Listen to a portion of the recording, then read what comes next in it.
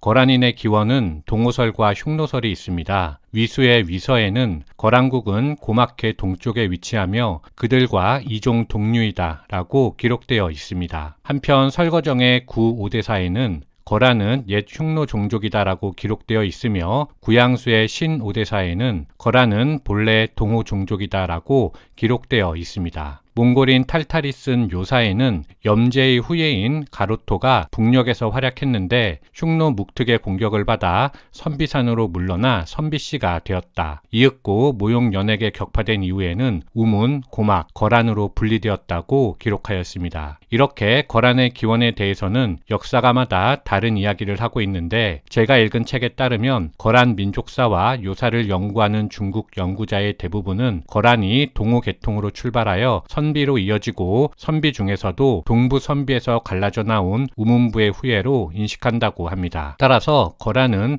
동호, 선비, 우문부의 후예, 일단 이렇게 정리하고 넘어가도록 하겠습니다. 거란이 흥기한 시라무렌강과 랴오어강은 고대 문명이 태동한 지역 중 하나입니다. 시라무렌강은 역사서에 요락수, 장락수, 양락수, 황수, 황하라고도 불렸고 랴오어강은 우후진수, 타클신수, 토오진수, 토하 등으로 불렸습니다. 그래서 요즘 책이더라도 이런 용어들이 가끔 등장할 수 있습니다. 그럴 때 어라 갑자기 황하? 이게 뭐지? 하면서 당황하지 마시고 여기서 말하는 황하는 그 황하가 아니라 시라무렌 강을 말하는구나 이렇게 생각하시면 되겠습니다. 부연하자면 시라무렌 강이란 말 자체가 누런 강이란 뜻이어서 황하라고 불렀습니다. 한편 이 지역은 1만 년 전에 이미 원시 인류의 족적이 남아있는 동아시아 문명 발상지 중 한 곳이기 때문에 여러 민족의 이동과 융합이 이루어진 곳입니다. 5에서 6천 년 전에는 기후가 온난하고 수원이 풍부해서 농업이 발달하였는데 출토된 신석기 도구들에 의해서 당시 이 지역의 사람들은 농업과 목축업에 종사했음을 알 수 있습니다. 이 신석기 문화를 홍산 문화라고 합니다. 하지만 대략 4에서 5천 년 전이 되면 기후가 점차 한랭해졌고 날이 갈수록 가뭄이 심해지면서 농사를 지을 수 없었기 때문에 사람들이 점차 남쪽으로 이동했습니다. 즉 이때 농경지역에서 유목지역으로 전환된 것이지요. 유목지역이 된 후에 등장하는 거주민들이 바로 동호입니다.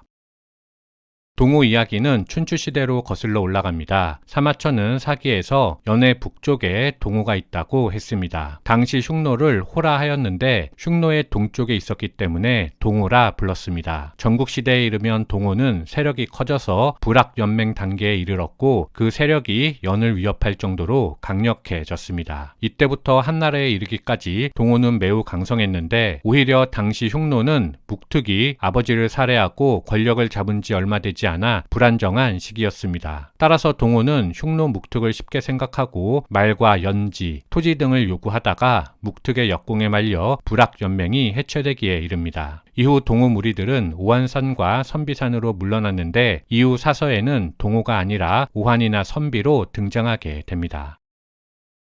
오한과 선비는 동호를 구성하는 중요 부락이었지만 동호가 와해된 이후에는 흉노에 속해서 지냈습니다. 선비가 오한보다 북쪽에 있었기 때문에 오한이 중원과 먼저 교류했고 오한이 남하하자 비워진 곳으로 선비가 남하하였습니다. 이후 후한 환제 시기에 선비의 단석괴가 강성해져서 불악연맹을 건설했다가 와해된 적이 있었습니다. 아울러 진나라 후기에는 우문부, 모용부, 단부 등 여러 부락이 형성되기 시작했습니다. 그러던 중 386년에 탁발부의 탁발규가 북위를 건국하였고 3년 뒤 북벌을 감행하자 송막 지역에서 유목하던 우문부 무리들이 시라무렌강 남쪽에서 북위를 맞아 싸웠지만 대패하였습니다. 따라서 우문부는 이후 고막회와 거란으로 양분되어 각자 독립적으로 발전하게 됩니다. 고막회는 북위 근처의 랴오어 일대에서 거주했고 거란은 그 북쪽 시라무렌 유역에서 유목하며 살아가게 되었습니다. 이후 거란은 북위에 사신을 보내 조공하며 지냈고 5세기 중엽에 이르면 북위 행사의 말석에 낄 수 있는 지위를 얻어냈습니다. 거란이 북위로부터 인정받고 안정적으로 조공하며 사신을 주고받자 주변의 부족들이 거란 중심으로 모여들었는데 그들이 연합하면서 새롭게 연맹이 탄생했습니다. 이를 고팔부 연맹이라고 하는데요. 5세기 중엽부터 6세기 중엽까지 거란이 고팔부 연맹의 핵심 세력으로 활약하였습니다. 그러다가 6세기 중엽 돌궐이 흥기하였는데 거란의 서쪽에서 거란보다 강력한 국가였던 유연이 멸망하자 거란은 돌궐에 기부하였습니다. 이렇게 고팔부 연맹은 해체되었습니다. 이때 돌궐에 귀부하지 않은 약 1만여 호는 고구려에 합류하였습니다.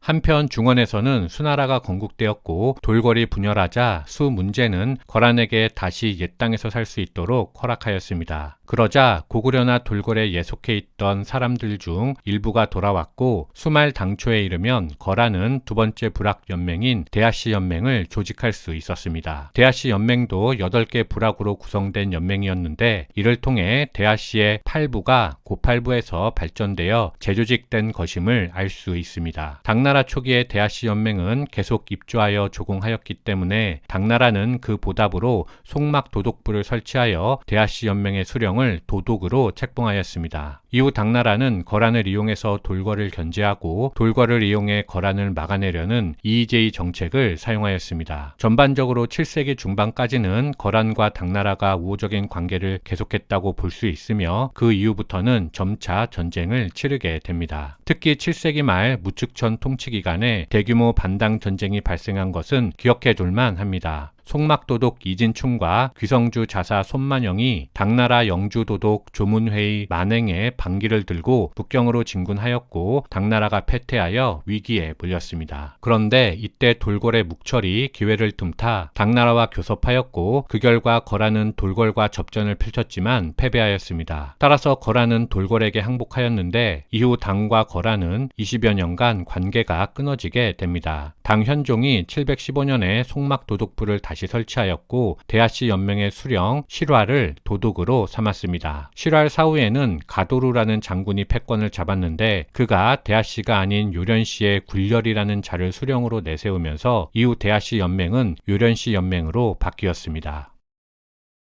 요련씨 연맹 초기에 거란은 돌궐에 기부했기 때문에 당 왕조와는 대립하였습니다. 그러다가 8세기 중엽에 위구르가 출현하여 돌궐을 멸하고 그 자리에 위구르 제국을 건설하였습니다. 돌궐을 섬기다가 갈 곳이 없어진 거란은 다시 당나라에 항복했는데 당시는 당나라도 알록산의 난으로 어지러운 시기였기 때문에 거란에 신경 쓸 틈이 없었습니다. 그러자 거란은 결국 위구르에 항복하였고 9세기 중엽 위구르가 키르기스에 멸망당하는 1세기 동안 위구르의 조공을 바치며 지내게 됩니다. 따라서 우리가 알고 있는 거란의 생활 양식은 돌궐과 위구르에 항복한 기간 동안 그들의 문화 및 제도를 받아들인 결과라 하겠습니다. 한편 안사의 난 이후 당나라는 쇠퇴하였기 때문에 위구르에 항복한 거란을 지켜볼 수밖에 없었는데 위구르는 거란에게 조공을 받음에 따라 서쪽 토번과의 전쟁에 관심을 집중하였습니다. 그러자 거란에 가해지던 군사적 압박이 서서히 줄어들기 시작했습니다. 게다가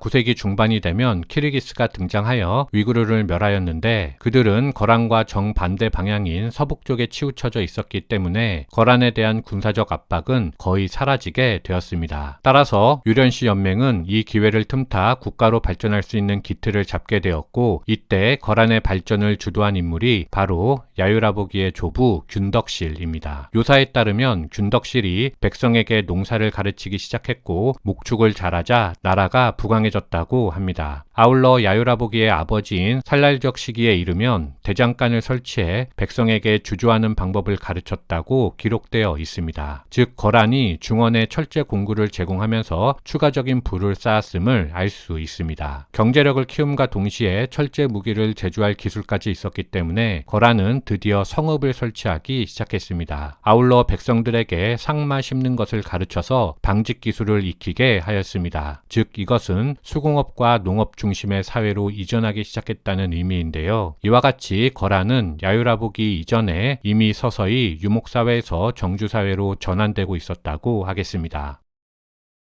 위구르 멸망 후 경제력과 군사력이 강성해진 거란은 주변의 부족들을 조금씩 침략하기 시작했습니다. 북쪽으로는 우걸과 시리를 약탈하였고 남쪽으로는 해, 습 등을 공격하면서 인구와 가축을 노획하였으므로 그 부는 더욱더 쌓여만 갔습니다. 그런데 먹고 사는 문제가 해결되자 연맹 내부에서 자연스럽게 권력투쟁이 발생하기 시작했습니다. 원래 진랄부는 요련씨 연맹에서 가장 강력한 부락 중 하나였습니다. 진랄부의 수령 수령이 연맹의 군사 수장을 겸임했기 때문인데요. 진랄부의 수령은 줄곧 야율씨 가족 중에서 선출되어 왔습니다. 하지만 야율씨 내부의 권력투쟁으로 야율아보기의 조부 균덕실이 일익은 자리를 상실하였고, 그 덕분에 야율아보기는 태어난 후에 할머니에 의해 별장에 숨겨진 채 외부인에게 발견되지 않으며 자라나게 됩니다. 그렇게 성장한 야율아보기가 재등장하였고, 권력투쟁 과정에서 901년 진랄부에 일익은 겸 연맹의 군사수령으로 임명되었습니다. 요사에 따르면 거란의 직위 중 우월이라는 지위가 있었는데, 우월은 연맹장 바로 밑에 2인자를 부르는 말이었습니다. 돌궐로 따지면 야부구인데요. 903년에 야율아보기는 우월이 되었고, 907년에는 요련씨를 대신해서 연맹의 수령이 되었습니다.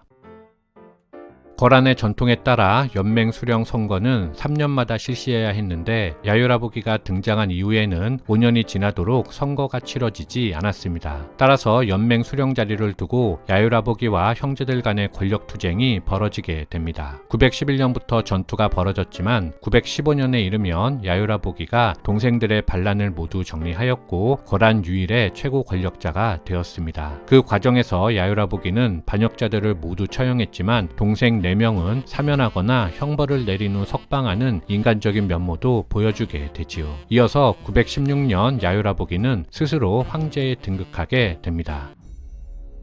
903년 야율아보기는 거란 제국의 제2인자인 우월이 되었습니다. 그리고 주변 부족들에 대한 군사 원정을 성공적으로 이끌며 월등한 군사력을 입증하였습니다. 이런 군사력을 바탕으로 907년 야율아보기는 드디어 요련씨를 대신해서 연맹의 수령으로 선출되었습니다. 이 시기 카가는 임기인 3년이 지나면 교체되는 존재에 불과했지만, 주변 부족을 정복하며 리더십을 인정받은 야율아보기는 여러 반란을 잠재우며 독점적 지배체제를 확립하였습니다. 따라서 916년 야율아보기는 스스로 황제에 등극하였습니다. 황제에 등극한 야율아보기는 본격적인 대외 원정을 단행하여 서쪽으로는 카라발가순을 거쳐 바르쿨까지 진출하였습니다. 남서쪽으로는 오르도스, 토요콘, 탕구트를 정복했으며 마지막으로 동쪽으로는 바레를 무너뜨렸습니다. 야율아보기는 멸망한 바레에 동당국을 세우고 자신의 장자 야율배를 왕으로 삼았는데, 본진으로 귀환하던 중 사망하였습니다.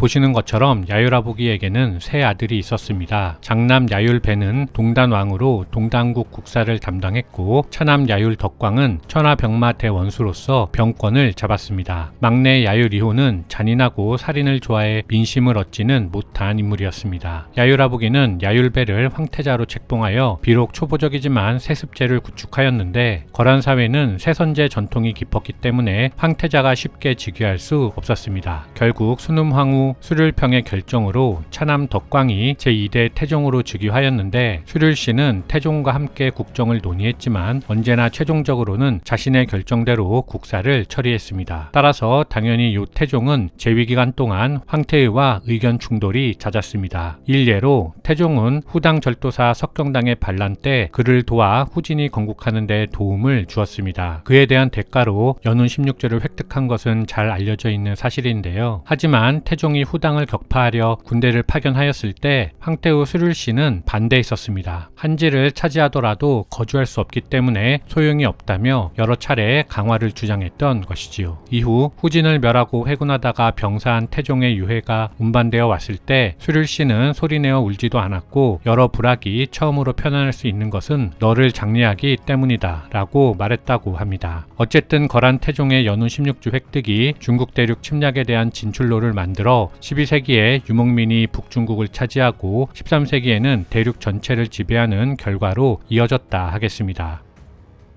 947년 태종이 후진을 멸하고 회군하다 사망하자 동단왕 야율배의 아들 영강왕 야율완이 진주에서 즉위하였으니 그가 제3대 황제 세종입니다. 원래 태종은 황태후인 수률씨의 선택으로 즉위한 황제였지만 당시 거란 귀족들은 장자인 야율배를 지지했었습니다. 따라서 태종이 귀환 중 사망하자 군중의 장군들이 자신의 기득권을 되찾기 위해 곧바로 야율배의 아들인 야율완을 황제로 옹립하려 했던 것이지요. 만약 귀환 떠난 후 수릴씨와 협의한다면 야유라복이 막내인 이호가 즉위할 가능성이 있었기 때문입니다. 그런데 이를 알아차린 수릴씨가 군중의 결의를 받아들이지 않고 무력으로 황희계승을 무력화시키기로 결심하면서 양측의 전투가 벌어졌습니다. 하지만 고륙상잔이 이어지자 결국 수릴씨가 양보하면서 세종이 즉위하였습니다. 세종의 통치 기간은 4년밖에 되지 않아 즉위 후 큰 업적이 있는 황제는 아니며 북한을 도와 후주를 공격하기 위해서 화신전에 도착했을 때 태령왕 찰가와 남경유수 연왕 첨렵에 의해 살해당하였습니다. 이 반란을 화신전의 변이라 하는데 변란은 곧 진압되었고 태종의 아들 야율경이 제4대 목종으로 즉위하였습니다. 목종은 노는 것을 좋아해서 국정을 소홀히 하고 쉽게 사람을 죽이는 폭군이었습니다. 따라서 즉위 이듬해부터 살해당할 때까지 요나라는 반란의 연속이었습니다. 952년 태위 홀고질의 반역을 시작으로 세종의 동생인 정사령 누구, 이호의 아들 야율완, 심지어는 목종의 동생들까지도 목종의 폐립이나 모반을 계획하였습니다. 즉위 후 10년간 이어진 수차례의 권력 찬탈 시도가 이어졌지만 모두 목종의 진압으로 실패하였습니다. 따라서 즉위 10년 후부터는 종실 간 권력 다툼이 진정되었습니다. 하지만 969년 목종이 회주에 사냥을 나갔을 때 사냥이 끝난 후 술이 취하였고 음식을 대접하던 포인 신고 등 신하 6명이 행궁에서 목종을 살해하였습니다. 목종이 죽자 시중 소사오는 남면원 추밀사 고훈, 비룡사 열이 등과 함께 세종의 아들 야율현을 제5대 경종으로 추대하였습니다. 경종의 황후는 소작이었는데 그녀의 아버지가 바로 시중 소사온입니다. 경종은 4살 때 화신전의 변을 겪으며 각종 질환에 시달려 정사를 돌보지 못하였기 때문에 실권은 모두 황후 소작과 장인인 소사온에게 있었습니다. 경종은 온전치 못한 왕이었기 때문에 재위 기간 동안 크고 작은 반란이 계속해서 발생하였습니다. 종실에 계속된 반란은 요 왕조의 통치 권력에 심각한 영향을 주었지만 결과적으로 반란은 모두 제압되었습니다. 이는 소작과 소사원의 능력이 뛰어났음을 반증하는 결과인데 왕들의 반란이 모두 진압됨에 따라 소작의 지위는 더욱 공고해졌고 그 결과 소작은 경종 사후에 아들 성종을 보좌해 거란의 전성기를 이끄는 황태후가 되었습니다. 982년 경종이 사냥 후 귀환 중에 35세의 젊은 나이로 사망하였고 경종의 장남 야율 용서가 제6대 성종으로 즉위하였습니다. 성종은 재위기간이 50년에 달할 만큼 거란의 전성기를 이끈 황제입니다. 하지만 즉위 당시 나이가 12살에 불과했기 때문에 치세 전반부에 해당하는 1009년까지는 어머니 승천 황태후 소씨가 섭정하였습니다. 예지 황후이자 승천 황태후 소씨는 경종이 즉위하는 969년부터 성종 치세의 전반기인 1009년까지 대략 40여 년간을 통치한 사실상 거란의 여황제입니다. 그녀는 섭정 기간 동안 거란의 신하인 북면원 추밀사 야율사진, 기구간 전투에서 활약했던 우월 야율휴가, 야율사, 소간, 소배압, 소달름 등과 한인 신하인 대승상 한덕양을 비롯해서 실방, 마득신, 형포박 등과 함께 성종의 황권을 공고히 만든 거란 역사에서 매우 중요한 인물입니다. 한인을 등용한 것에서 볼 수 있듯이 소작은 종족에 대한 편견을 버리고 오직 능력에 따라 인재를 등용하면서 거란의 통치 기구와 제도를 완비할 수 있었습니다. 그 중에서 특히 한덕양은 상경유수, 남경유수, 남면원 추밀사, 정사령, 북면원 추밀사 등 고위 관직을 차례로 지내고 결국 대승상에 오른 한인 출신의 입지전적인 인물입니다. 승천 황태후 밑에서 성종을 보좌하며 큰 공을 세웠기 때문에 야율씨까지 하사받아 야율 융운이 되었고 왕에도 책봉되는 특별한 영예를 얻었습니다. 1004년 송을 굴복시키며 전연의 맹약을 맺은 인물이 바로 한덕양입니다. 이렇게 보면 한덕양이 꽤 멋있는 인물처럼 비춰지는데 소작이 한덕양의 아내를 죽이고 한덕양과 부부로 지낸 것을 보면 개인적으로는 그리 멋진 인물처럼 보이지는 않습니다. 한편 성종은 대송전쟁에 앞서 후방을 공고히 하기 위해서 고려를 6차례나 침략했지만 결국 실패하였습니다. 전쟁 과정에서 자연스럽게 발해 지역에 대한 통제가 이완되었고 이는 여진이 흥기할 수 있는 기회를 제공하는 결과로 이어졌습니다. 그런 의미에서 성종은 전성기를 구가함과 동시에 거란 멸망의 단초를 제공한 황제이기도 합니다. 고려-거란 전쟁은 지난 통합본 고려-거란 전쟁 편에서 다루었기 때문에 생략하도록 하겠습니다. 성종은 1012년 훗날 제7대 흥종이 되는 장남 야율 종진을 태자로 삼아 장자 계승제를 확립하였고 1031년 61세의 나이로 사망하였습니다. 흥종 야율 종지는 1016년에 원비 흠해왕후 손우군의 소생으로 태어났지만 성종의 정비인 인덕왕후 소보살가가 아들을 낳지 못했기 때문에 그녀로부터 큰 사랑을 받으며 자라났습니다. 성종이 사망하자 원비 흠해왕후가 권력을 잡고 태우로서 섭정하였는데 그녀는 소보살가가 모반을 책략했다고 꾸며 그녀를 처형하려 했습니다. 그러나 흥종은 자신을 키워준 소보살가를 모질게 대하지 않고 처형에 반대했습니다. 1032년 흠해왕후는 흥종의 반대를 무릅쓰고 끝내 소보살가를 죽게 하였고 자신의 뜻을 거스른 흥종을 폐위한 후에 다른 아들인 야율중원을 황제로 옹립할 계획을 세웠습니다. 하지만 그 계략이 들통나서 유폐되었고 드디어 흥종의 친정이 시작되었습니다. 이를 흠해정변이라고 합니다. 흥종은 권력을 안정시키기 위해서 자신을 위협할 정도로 큰 세력을 가지고 있던 동생 야율중원을 황태제로 지명하였고 황위 계승권을 약속하였습니다. 하지만 실제로는 아들 야율홍기에게 황위를 물려주며 훗날 큰 문제를 일으키게 됩니다. 흥종은 친정 기간 동안 선친의 위협을 재건한다며 송나라와 서쪽 탕구트를 공격하였는데 당시 탕구트는 이원호가 대하를 건국하고 황제를 칭하며 전성기를 달리던 시기였기 때문에 공격이 성공하지 못하였습니다. 오히려 송나라, 서하와의 대결로 과중한 방위비가 소요되며 재정이 악화되었고 이는 거란이 여진에게 무너지는 중요한 원인이 되었습니다.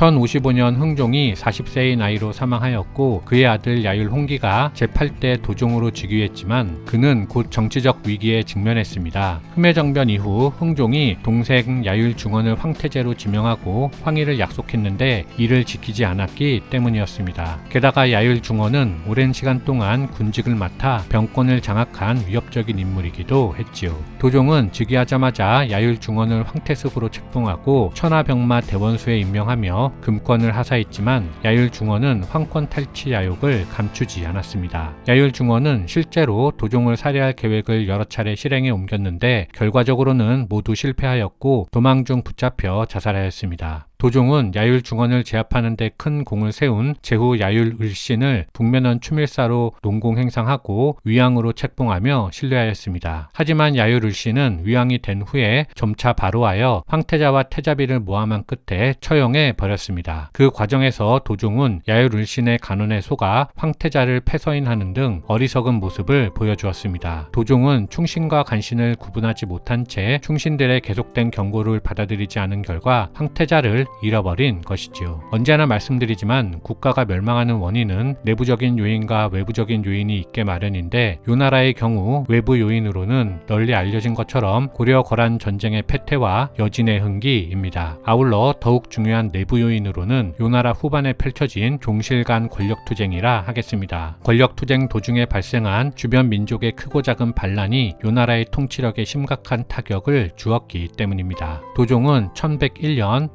80살의 나이로 사망하였고 황태자가 요절했기 때문에 손자 야율연희가 제9대 천조제로 즉위하였습니다.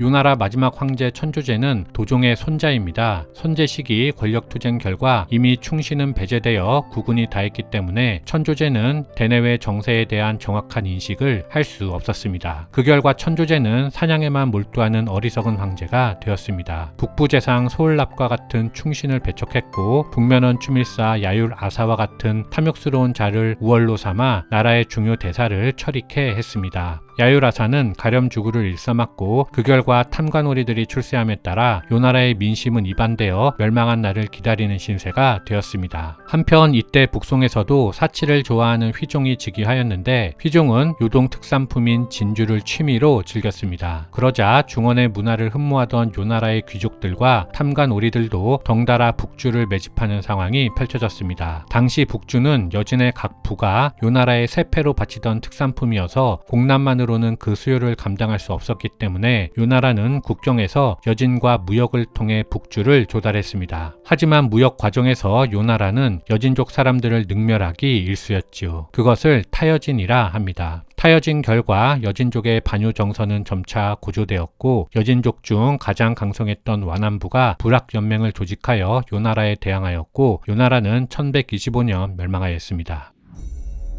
요 중기 성종은 요 나라의 생여진으로 예속되어 있던 완안부의 성로라는 인물을 처근으로 삼아 완안부의 관리를 맡기기 시작했습니다. 이어서 성로의 아들 오고네는 여진의 여러 부락을 통일하며 생여진 부락연맹을 조성하였습니다. 오고네는 요 중기 도종 시기에 요나라를 도와 주변 부족을 토벌한 공로로 여진족의 절도사가 됨에 따라 이후 완안부의 수령 자리를 그의 아들이나 동생이 계승할 수 있게 되었습니다. 오고네 사후에는 그의 차남 행리발이 뒤를 이어 절도사가 되었고, 행리발 사후에는 동생 파랄숙과 영가가 뒤를 이었습니다. 그리고 영가 통치 기간에 동남쪽 흑성열부 아소와의 다툼이 크게 번져 완안부는 요나라의 정면으로 맞서기 시작합니다. 아소 사건을 살펴보기 전에 아쿠타가 완안부의 수령이 되기 전 천조제와 있었던 에피소드를 한 가지 말씀드리고 넘어가도록 하겠습니다. 1102년 천조제가 동쪽으로 사냥을 나가자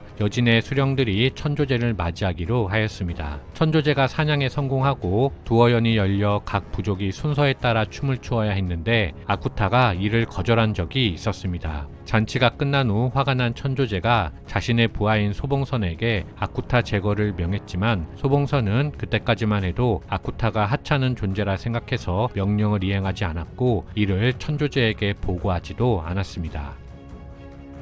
여진족이 요나라를 공격한 시발점은 아소 사건입니다. 1096년에 완안부 수령 영가와 흑성열부 아소 간에 아소성에서 전투가 붙었는데 전투에서 불리해진 아소가 요나라로 망명하였습니다. 완안부가 비록 성로 이후로 요나라로부터 관직을 받고 요 왕조의 지지를 명분으로 생여진 부락들을 통합해 갔지만 더 이상 완안부의 세력 확장을 받아들일 수 없었던 요 왕조는 아소성을 아소에게 돌려주라 했습니다. 영가는 어쩔 수 없이 일단 군사를 되돌리기는 했지만 아소성 포위를 풀지 않았습니다. 따라서 아소는 귀환할 수 없었는데 이후 아소 사건은 요와 여진족 사이에 모순이 격화되고 여진인이 요나라에 대항하는 원인이 되었습니다. 1113년 영가의 조카인 아쿠타가 형 오아속에 이어 완안부의 수령이 되었습니다. 이듬해 아쿠타는 아소의 소환을 협상한다는 명목으로 요나라에 사신을 보내 요의 정세와 군사를 염탐하였습니다. 당시 요나라는 제9대 천조제 시기였는데 종실 간 왕권 다툼과 내란이 빈번한 상황이어서 방비 체계가 허술하다는 사실을 알게 된 아쿠타는 각 부의 수령들로 하여금 성을 건설하거나 보수하며 무장투쟁을 준비하였습니다. 요나라는 완안부에 사신을 보내 국경에 많은 성을 구축하는 이유를 물었지만 아쿠타는 대답 대신 아소를 돌려보내라는 요구만 되풀이하였습니다. 따라서 요나라도 완안부의 공격에 대비해 국경 보호를 강화해야 했는데 시간이 가도 제대로 된 군대가 배치되지 않자 아쿠타는 요나라와 여진이 만나서 무역하는 동북 변경의 유충지 영강주를 먼저 공격하기로 하고 출병하였습니다. 1114년 10월 영강주 공격이 시작되었고 요나라가 허무하게 패배하면서 여진에 대한 통제력을 상실하였습니다. 이에 천조제는 소사선을 도통으로 소올납을 부통으로 추라점에 진을 치고 금군을 막아보았지만 11월 아쿠타에게 또다시 괴멸되었습니다. 기세를 몰아 남아한 여진은 빈주와 함주까지 함락하며 동북 변경에서 요나라에 견줄 만큼의 강국이 되었습니다. 영강주와 추라점 전투의 연이은 승리로 자신감이 붙자 아쿠타의 신하들 중 일부가 건국해서 자립하자는 주장을 하기 시작했습니다. 요나라의 무능과 사기 저하, 민심 위반 등을 모두 파악한 아쿠타는 완안부가 이미 요나라에 대항할 실력을 갖추었다고 판단하고 신하들의 주장을 받아들여 1115년 국호를 대금으로 하여 황제에 즉위하였습니다. 전투하는 족족 패배한 천조제는 상국인 요나라가 사신을 보내 항복을 권하면 아쿠타가 항복할 것이라 생각했습니다. 따라서 1115년 사절단을 파견하여 강화 협상을 시작했는데 협상이 원활하게 진행되지 않자 천조제는 드디어 친정을 하기로 결정하였습니다. 개인적으로는 평화교섭을 할 때 아쿠타는 이미 협상을 타결할 생각이 없지 않았나 생각합니다. 시간이 갈수록 여진의 요구 조건이 까다로워졌기 때문입니다. 어쨌든 양국의 협상은 결렬로 끝났고 천조제가 친정을 통해 금나라를 정벌할 것임을 선포함에 따라 스스로 번병과 한병 10만을 이끌고 수하부를 도통으로 야율 장로를 도감으로 삼아 장춘로 북쪽에 진을 쳤습니다. 제가 읽은 책에 따르면 군대 규모의 차이가 워낙 컸기 때문에 천조제는 친정에 대한 치밀한 계획을 세우지 않았고 상대에 대한 분석도 미흡했다고 합니다. 반면 아쿠타는 여진인의 요나라에 대한 반감을 충분히 이용해 공동의 적에 대한 적개심을 사람을 불태우도록 병사들을 격려했습니다. 난리수에서 펼쳐진 전투에서 요군은 참패하였고 도감 야율 장로가 배반해 군대를 이끌고 도망침에 따라 천조제는 반란을 진압하기 위해 회군하였습니다. 배신한 야율 장로는 황족의 반계 출신으로 수차례 여진의 사신으로 오가면서 아쿠타의 포부와 천조제의 무능함을 비교할 수 있었습니다.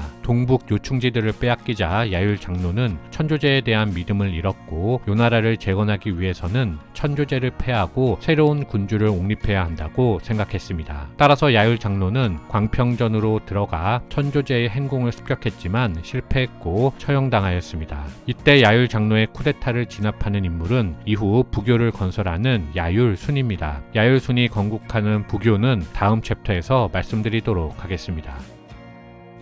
1116년 바레인 고영창이 요나라 동경에서 정권을 세우고 금의 사자를 보내 구원을 요청하자 금태조가 기회를 틈타 동경을 점령하고 고영창을 포획하였습니다. 이렇게 동경과 남쪽의 수겨진이 금 왕조의 통치하에 들어오게 되었고 여진의 통일이 완성되었습니다. 1920년 아쿠타는 완한 종웅을 선봉으로 상경으로 진격하였고 금군이 외성을 함락하자 요나라의 상경유수 달부랴가 항복하며 상경이 함락되었습니다. 상경이 무너졌음에도 불구하고 천조제는 군을 정비해 적을 방어할 계획을 내놓지 못했고 오히려 적을 피해 서경과 남경 일대로 도망치며 사냥을 즐겼습니다. 따라서 1121년 12월 아쿠타는 이번에는 중경을 정벌할 조서를 내렸는데 천조제가 도망치기에 급급할 뿐 이미 전쟁에 관심이 없었기 때문에 중경 수비군은 금군에 대항할 의지가 없었습니다. 이듬해 정월 중경이 함락되었고 당시 남경에 있던 천조제는 함락 소식을 듣자 서쪽으로 황급히 도망쳤습니다. 전쟁 포로들을 통해 천조제가 서경으로 도망쳤음을 알게 된 금군은 곧장 서경으로 진군하였고 1122년 서경의 소사랄 마저 항복하였습니다. 하지만 천조제는 이미 협산으로 떠났기 때문에 금군은 소수의 병력만을 두고 다시 천조제를 쫓았습니다. 한편 중경이 함락되어 남경을 떠나 서쪽으로 도주할 때 천조제는 남경의 방어를 위에서 말씀드린 야율순에게 부탁했었습니다.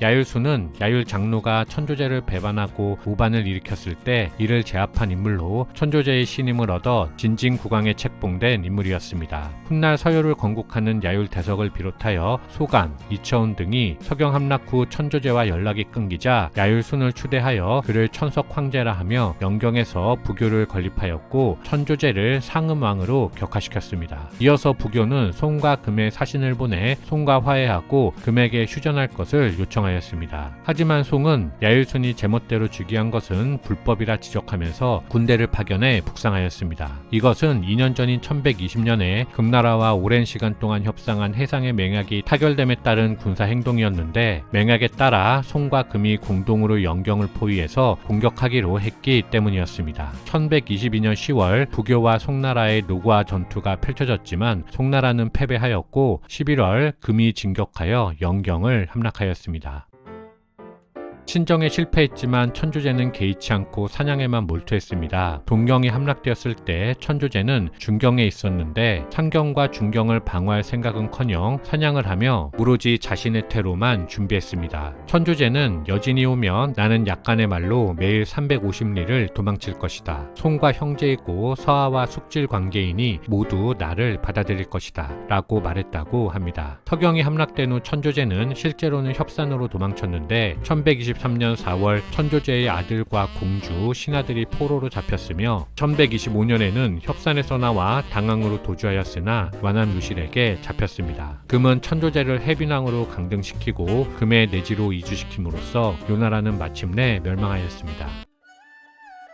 야율 대석은 야율아보기의 8대 손입니다. 그는 거란어는 물론 한어에도 능통했고 진사에 급제한 후 고위 관직을 두루 거친 식견 높은 거란의 귀족이었습니다. 부교를 건립한 공신 중 한 명인 야율 대석은 부교 건립 후에 송과 펼친 전투에서 승리하는 등 활약하였지만 금군까지는 막아내지 못하면서 영경을 빠져나와 천조제에게 의탁하였습니다. 요사에 따르면 천조제는 내가 살아있는데 왜 야율순을 옹립했는가 라고 물었는데 세아가 적을 막지 못하고 나라를 버리고 멀리 달아나 백성을 도탄에 빠지게 했기 때문입니다. 라고 말했다고 합니다. 이에 천조제는 더 이상 아무 대답 없이 그의 죄를 사하고 술과 음식을 내어주었다고 하지요. 이후 야율대석은 천조제의 힘을 빌려 병사들을 재정비하고 군사력을 충분히 비축하려 했는데 천조제는 군사가 정비되자마자 연운 지역을 회복하기를 원하였습니다. 야율대석은 가볍게 움직이면 안 된다고 충원하였지만 천조제는 듣지 않았고 야율대석은 어쩔 수 없이 협산을 빠져나와 북쪽으로 이동하기 시작했습니다. 그는 톨라강 상류의 진주로 이동하면서 각부의 군중을 모으기 시작했는데 정병 1만여 명과 말 만필이 모였습니다. 야율대석은 그곳에서 서하와 연합하고 남송과 교류하며 금이 남하하여 북쪽을 신경 쓰지 못하면 배후를 치기 위해서 기다렸습니다. 한편 금태종은 야율대석의 세력이 커지는 것을 간파하고 1130년 장수 야율여도 등을 북쪽으로 파견하였습니다. 이에 야율대석은 서북쪽으로 이주하였는데 키르키즈의 저항에 막혀 남서쪽으로 방향을 틀었고 알타이 산을 넘어 에밀에서 성을 쌓고 부족을 모았습니다. 제가 읽은 책에 따르면 이때 복종한 사람이 4만 호가 넘을 정도로 많았다고 합니다. 그러자 야율대석은 1132년 에밀성에서 돌거래 칸우를 채택하여 구르칸에 등극하였고 요나라 복원을 의식해서 천우 황제라는 중국식 칭호도 사용하였습니다. 이를 동양사학계에서 서요라 부르는 것이고 이슬람 역사에서는 검은 거란이란 뜻으로 카라키타이라고 부르는 것입니다. 칸에 등극한 야율대석은 1134년부터 대외원정을 시작하였습니다. 먼저 실제를 회복하기 위해서 동정을 실시하였는데 동남쪽에 있던 천산 위구르를 압박해서 부용국으로 만드는데 성공하였습니다. 동정에 성공하자 힘이 붙은 거란은 막북에 존재하던 잔류 거란인과 함께 금의 장수 완안종안과 대결하였습니다. 제가 읽은 책에 따르면 금의 완안종안이 사흘 밤낮으로 공격했지만 서요군이 물러서지 않았고 그 결과 군량과 마초가 떨어진 금군이 돌아갔다고 합니다. 즉 서요는 요나라와 달리 금군에 맞설 수 있을 만큼 강군을 가지고 있었다고 하겠습니다. 금나라와 균형을 맞춘 서요는 이후 본격적으로 서쪽으로 진출했고 동북 하란 왕조를 공격하여 발라사군을 차지하고 새로운 도읍으로 정하였습니다. 국가의 중심을 서쪽으로 이동시켰다는 것은 서요가 겉으로는 요나라를 재건한다는 명분을 내걸었지만 실제로는 금과의 대결보다는 서쪽에 있는 약한 적을 정복하며 서진하겠다는 의도를 드러낸 것이었습니다. 실제로 1137년부터 서요는 서투르키스탄을 경략하기 시작했는데 1141년에 당시 셀주크에 복속한 채 트란스옥시아나에 존재하던 서부 카라한을 카투한 전투에서 완파하며 사마르칸트까지 차지하였습니다. 이리하여 야율대석 시기의 서요는 실크로드의 핵심 두 거점인 발라사군과 사마르칸트를 정복하고 카라한 왕조, 천산 위구르 왕국 등을 부용국으로 하는 중앙아시아 최강국이 되었습니다. 1143년 야율대석은 사망하였고 그의 아들 야율 2열은 어렸기 때문에 황태후 소탑불연이 섭정을 하였습니다. 이후 2열은 13년간 재위하다가 사망하였고 그의 아들 역시 어렸기 때문에 이번에는 2열의 누이 야율 보소관이 섭정하였습니다. 보소관 시기에 서요는 통치 집단의 내란이 발생해서 보소관이 남편 소로타불을 살해하자 소로타불의 부친 수알리랄이 보소관을 보복 살해하였습니다. 그러자 2열의 차남 야율직 로고가 즉위하였는데 그가 야율씨 중에서는 서유의 마지막 황제입니다. 직로고는 통치기간 동안 독불장군식으로 국정을 운영하였고 그의 징세는 속국들이 감내할 수 없는 지경에 이르렀습니다. 따라서 12세기 후반부터 화레즘을 비롯하여 각지에서 반란이 일어나기 시작했습니다. 그리고 때마침 칭기스칸이 몽골을 통일하였는데 이때 나이만부의 왕자 쿠출룩이 서유로 도주해 직로고의 신임을 얻었습니다. 이후 쿠출룩은 직로고의 신임을 이용해 자신의 세력을 더욱더 확장하였고 1211년 결국 서요 정권을 탈취하였습니다. 하지만 쿠출룩은 1218년 몽골에게 정복당하였고 그렇게 서요 정권은 멸망하였습니다. 거란은 중국 역사에 처음 등장하는 5세기 초반 당시에 키탄, 키타이 또는 키타트라고 불리면서 요하와 시라무렌강 사이의 요서지방에 살던 사람들을 말합니다. 한국민족문화대백과 사전에 따르면 거란은 동북쪽의 퉁구스계와 서북쪽 몽골계의 혼혈족으로 동호계라고 설명하고 있는데 과거 요서가 동호의 세력권이었고 몽골 초원과 만주 동북부 사이에 거란이 존재했다는 점에서 위치적으로 볼 때 적절한 설명이라고 생각합니다. 거란인들은 이곳에 살면서 몽골계에 속하는 방언을 사용하였는데 거란이라는 말은 중국에서 부르는 이름일 뿐 그들은 스스로를 언제나 키탄 또는 키타이에 가깝게 발음하였습니다. 거란은 등장 이후 점차 세력을 키워서 7세기 말에 이르면 산해관을 통해서 하북의 영평을 약탈하고 북경까지 진출했습니다. 하지만 때마침 그때가 동돌궐의 최전성기였기 때문에 카파간 카간이 당나라의 무축천을 도와 거란이 697년 치명적인 패배를 당하면서 더 이상 중원에 진출하지 못하고 수세기가 흐르게 됩니다. 물론 이후 야유라부기가 등장하는 3세기 동안 중국과 거란의 충돌이 없었던 것은 아니지만 대체적으로 그들의 대치 상황은 크게 바뀌는 것은 없었다고 하겠습니다. 그렇게 세월이 흘렀고 10세기 초가 되면서 야유라보기가 등장하였습니다. 그는 거란 내부를 통일한 후 924년 먼저 몽골로 쳐들어가서 오르콘 상류를 통해 카라발가순으로 입성하여 9세기 중반 이래로 쭉 그곳에서 살고 있던 키르키즈와 투르크인들을 예니세이 상류와 서부 초원으로 쫓아냈습니다. 그렇게 막북 원정을 마친 야유라보기는 926년에 이번에는 동쪽으로 원정해서 한반도 북부와 하얼빈, 블라디보스톡 등 요동 동부를 지배하고 있던 바레와 만주 동북부의 여진까지 복속시켰지만 야유라보기는 이 동부 원정에서 사망하였습니다. 야유라보기가 죽자 그의 카툰은 칭기스칸식으로 말하자면 일종의 쿠릴타이를 개최해서 자신의 두 아들인 첫째 도룡과 둘째 덕광을 말에 오르게 한 다음 자신은 두 아들을 모두 사랑해서 한 명을 고를 수 없으니 그곳에 모인 신하들에게 그대들이 더 나은 사람을 고르라 하였습니다. 그리고 신하들은 카툰이 둘째를 선호한다는 것을 알아채고 덕광의 고삐를 잡아서 그가 두 번째 칸이 되었습니다. 참고로 야유라보기의 카툰 순흠황후 수릴평은 남편의 사망으로 자신이 순장되어야 할 위기에 처했을 때 자신의 한 손을 잘라 무덤에 던져넣은 일화로 유명한 여인인데요. 이후 그녀는 이런 초원에 좋지 않은 관습을 탈피하기 위해서 한인 출신의 대신 한현위에게 거란을 문명화시키도록 지시하기도 한 총명한 인물이었습니다. 그리고 실제로 거란은 이런 경험을 바탕으로 전연의 맹 이후 평화시대를 살면서 본격적으로 한인화가 진행되기도 하였죠. 거란의 새로운 칸 야율덕광이 즉위하였고 그는 즉위하자마자 곧 중국의 내정에 간섭할 수 있는 기회를 맞이하였습니다. 936년에 후당에 대해 반란을 일으킨 하동절도사 석경당을 포섭하고 석경당이 오만의 군사를 일으켜 고북구를 거쳐 하북으로 내려가 후당을 무너뜨리고 후진을 세우는 데 도움을 준 것이었는데요. 석경당은 이에 대한 감사의 표시로 연주를 포함하여 연운 16주를 거란에게 할양해 주었는데 이때부터 유목민들이 다시 한번 장성 이남의 자리를 잡고 중원에서 벌어지는 일들에 관여할 수 있게 됩니다. 그리고 이렇게 시작된 거란의 지배가 이후 여진을 거쳐서 몽골까지 약 300년이 넘도록 지속되었다는 점에서 연운 16주 할양은 북방 유목민의 대륙 진출에 대한 신호탄이었다라고 할 수 있겠습니다. 이후 석경당은 죽을 때까지 거란에 복속하였는데 그의 조카이자 후계자인 석중기는 거란의 지배에서 벗어나려 했고